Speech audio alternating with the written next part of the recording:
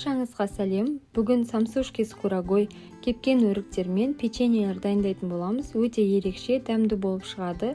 Қамыры үшін қант пен жұмыртқаны біріктіріп, жақсылап араластырып аламыз. Өте қарапайым ингредиенттермен жасалады. Енді кезекте айранды құямыз және бөлме температурасында тұрған жұмсақ сары майымызды саламыз. 15 грамм разрыхлитель қосамыз.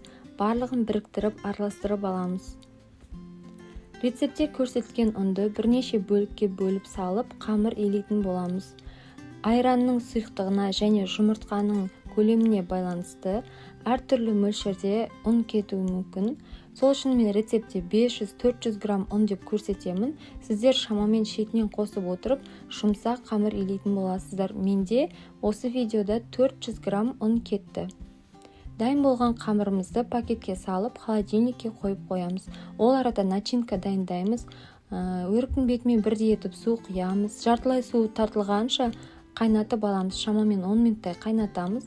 Ары қарай оттан алып, блендермен езетін боламыз. Осы кезде 80 грамм қант және 1,5 ас қасық жүгері крахмалын қосып, тағы да езетін боламыз.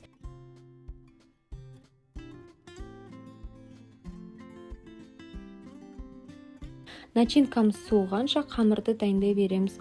Тоңазытқыштан қамырды алып, барлығын бірдей етіп 30 граммнан бөліп дөңгелектеп шығамыз.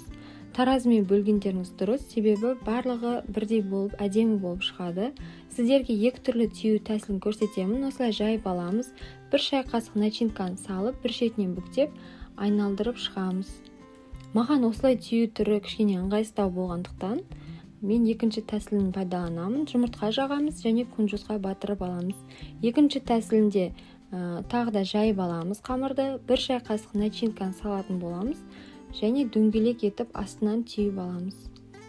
Астын біріктіріп түйіп болғаннан кейін бетін жұмыртқаға, кейіннен күнжутқа батырып, листке шетінен қойып ала береміз.